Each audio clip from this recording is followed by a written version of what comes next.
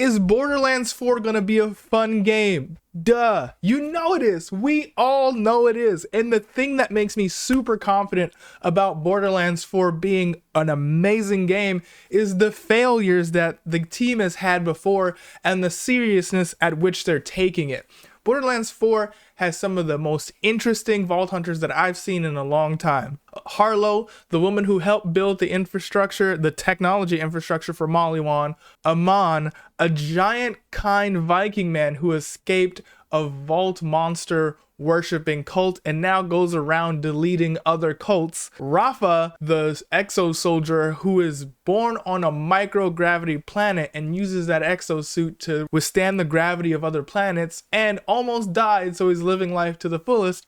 And Vex, let's be real, the hot goth who has a background in retail and horror films and witchcraft. The characters seem interesting. They seem grounded, like people we'd actually want to hang out with this time.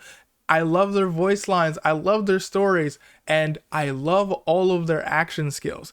And because of Borderlands' background and all of the time that they've had, the action skill trees are much deeper. Another reason why I know that this will be a fun game is due to the depth of the action skill tree and the amount of movement skills you're gonna have in the game. Double jump, grappling hook with deeper skill trees means there's a lot more skill expression in the game, so you can literally play the way that you want to play. With deep action skill trees, you're going to have many interesting builds that you get to play around with and figure out how you want to play your character your way. And not only that, you're going to be able to move around pretty freely. If you're a Borderlands fan like me, you're gonna feel that immediately. Being able to jump over a crowd of enemies, putting tons of bullets down range at you is going to feel really good and really freeing, and it's going to make sure that when you play the game you will figure out if you're going to be a very mobile version of your character or if you're going to stand 10 toes down and you're going to pop one head at a time or multiple heads at a time with your action skills and your ordnance slots. Another thing that really excites me about Borderlands 4, and I know that'll make the game fun, is the open world map. It feels like that the Gearbox team really does understand what it takes to make a looter shooter, and that is to have an open world space, or at least a unique space where you can do as many different things as possible to help make that grind more fun. There's going to be two things you're grinding for: personal levels, ultimate levels, which have been changed actually, and of course gear. Having a lot of different things to do on an interesting environment is what's going to keep this game alive, because everyone's chasing that perfect piece of gear and also wants to be able to do things once you do have that perfect piece of gear other than just running bosses. So this open world map will be straight up fun, and with the return of Ultimate Vault Hunter mode, that means that the whole map will be viable. You won't just reach level whatever the max level is and then not be able to use the map anymore because the enemies are underleveled and will be dropping underleveled guns.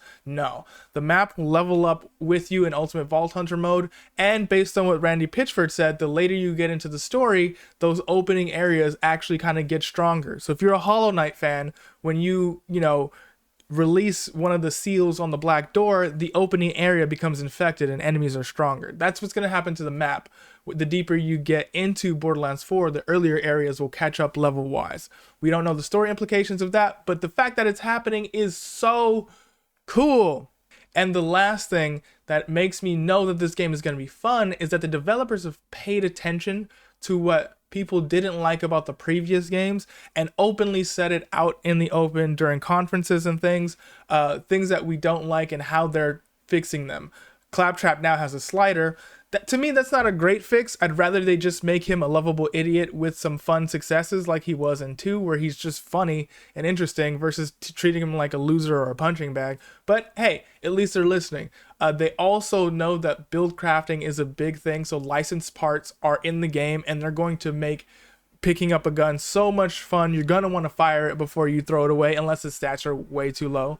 And it seems like they are fans of the game, so they're putting in things that are really, really cool, like sub bonuses that'll only show up on non-gun gear, which once you get enough of them, you'll get like a special skill that activates itself, and you get 5 slots. So you could potentially get 1 full activation and 2 levels of a second substat activation. So that's really interesting, and it makes buildcraft even more thoughtful. You have to figure out, do you want that skill when you get 3 gear parts together, or do you just want to mix and match stats that help the build that you have currently?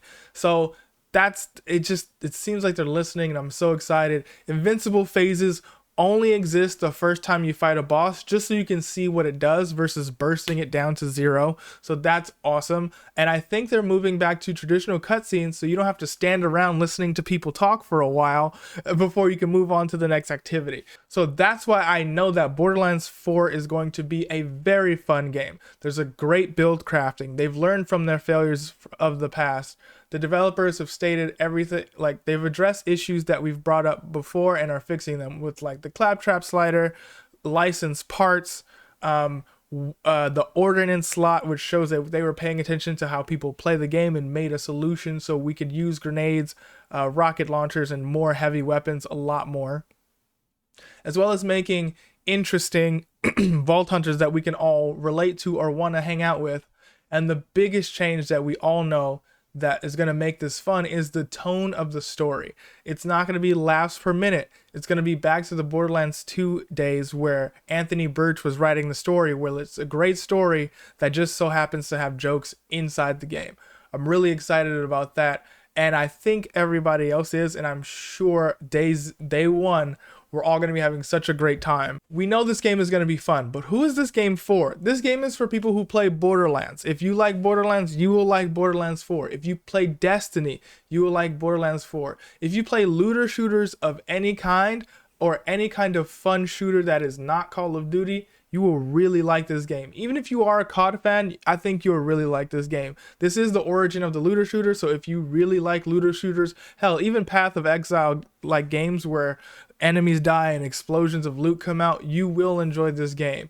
Thank you so much for watching this video. If you want more fun gaming conversations or want to ask me what is going to be fun, games, movies, television, comics, let me know in the comments below and I'll make a video for you. My name is DataFist, and I'll see you next time. Peace.